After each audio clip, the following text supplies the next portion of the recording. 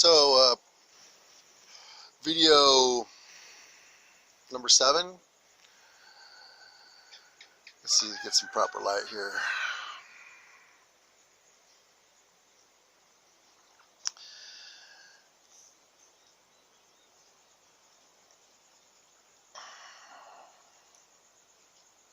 Reality is full of negative and positive.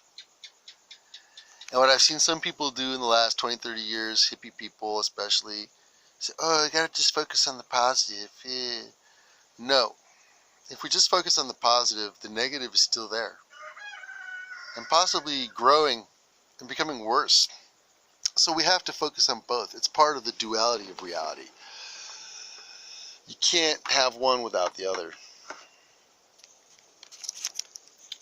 So you'll see in some of my videos, I talk about some very negative things.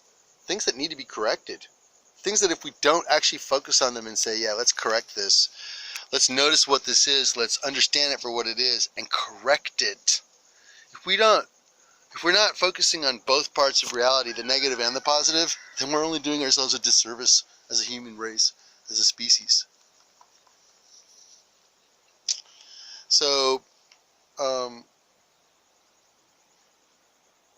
DMT and ayahuasca are a tremendous positive, and they can cure and heal a great negative.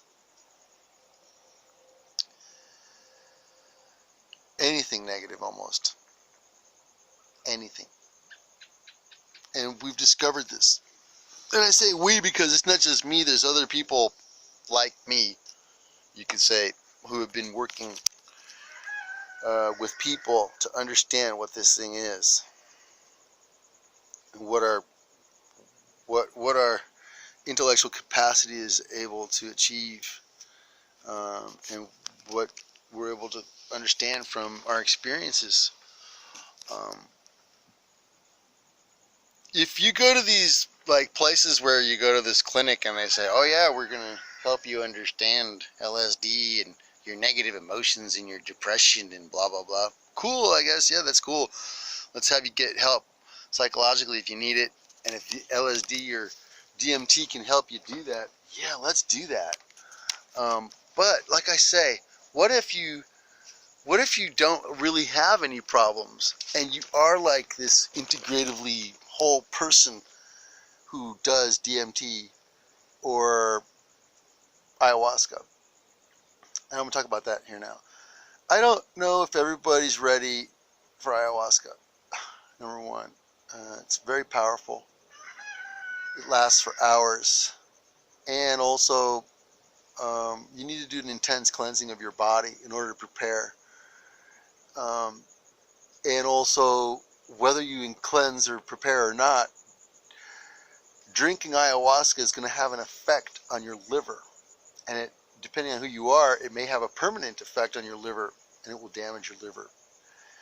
So, for anybody out there watching these videos, just know that maybe ayahuasca is not the way to go for you, just because of your liver.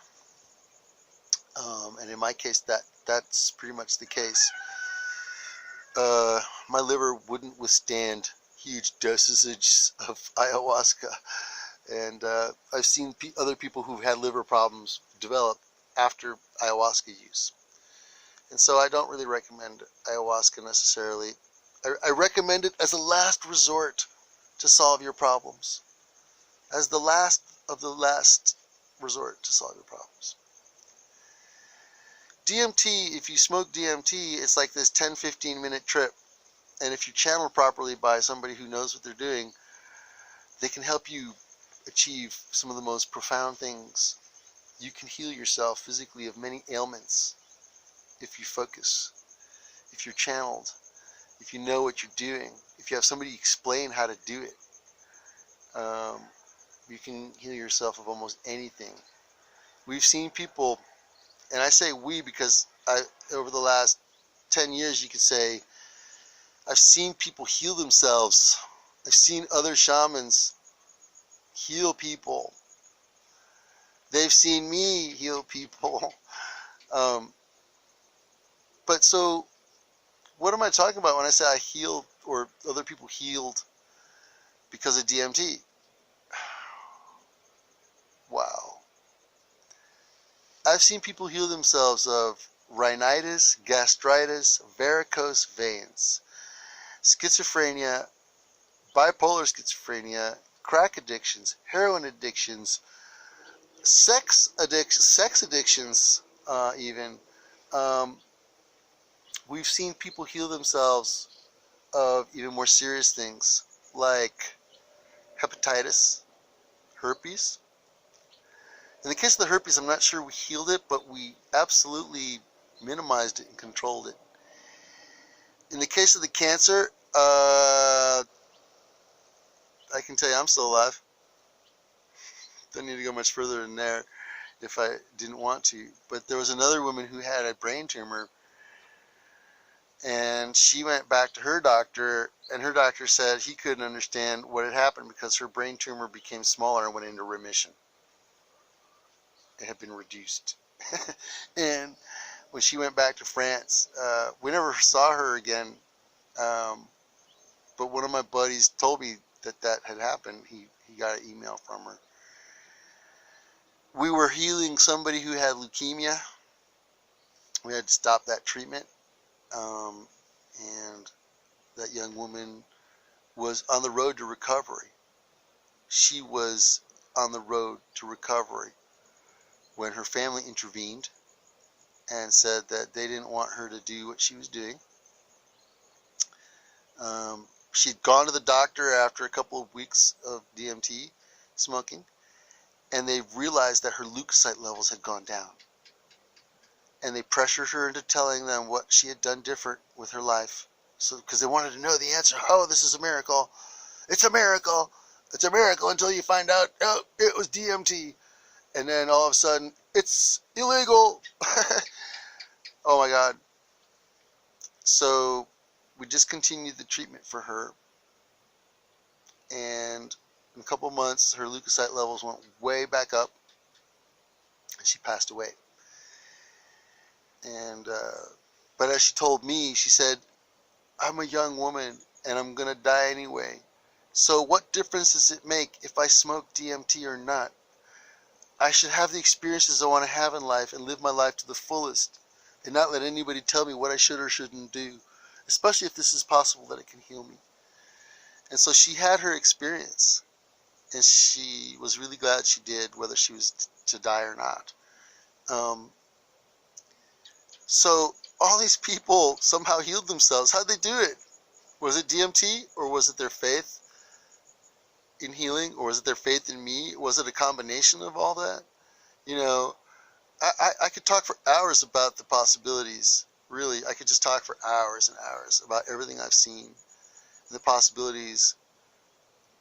I could talk for hours about the experiences I've had out of my own body since 2007 to now. I can tell you I'm not even supposed to be alive, maybe. I'm like, DMT saved my life. Really.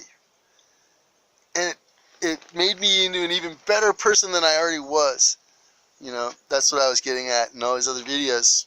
Yeah, if you've got problems, it can help you with problems. But if you're already good, it's just going to make you even more better.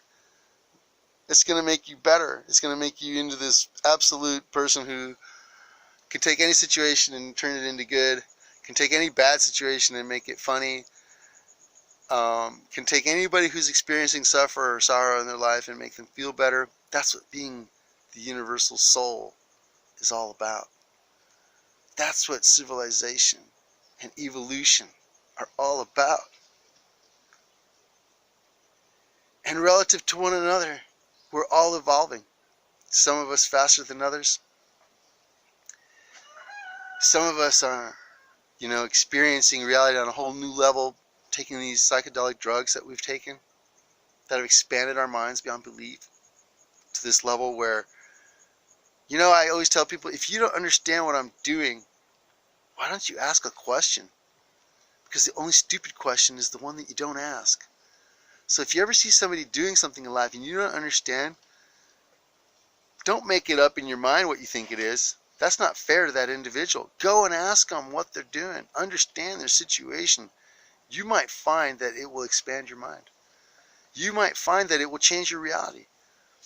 But if you sit there with your preconceived ideas and your false expectations, and you think you already know, and you're just going to sit there and judge somebody else for what you think you know, when you really don't, you're only doing all of us a disservice. We all need to move forward together. We all need to generate this this sense of the unified field of consciousness, this sense of the undifferentiated state. We're not individuals. If that guy over there gets more money than me, that doesn't mean anything, because that money's still mine too. We're all part of the same thing. We just don't realize it. And the more and more we can get people to realize it, the more and more we can get people to wake up and realize that we're all part of this together.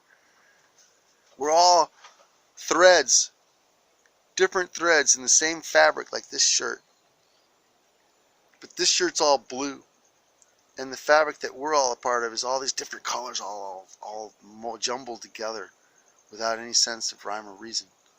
So now we need to make that rhyme or reason. We need to form that energy. We need to form that rhythm as a group whole and move forward together into the future as a group whole.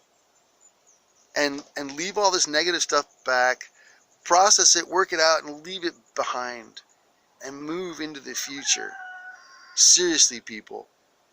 And it doesn't, I'm not saying everybody needs to do these hallucinogens in order to do this thing. But I'm saying that there are some out there who have. And we've experienced something that nobody else has experienced. And we can share that experience. And we can help forge a better reality. A better civilization. One with more compassion. One with more peace. One without racism and hatred. One without that sense of I'm an individual and I'm not a part of a whole. We need to really make that evolutionary jump into the next stage of human existence. Thanks.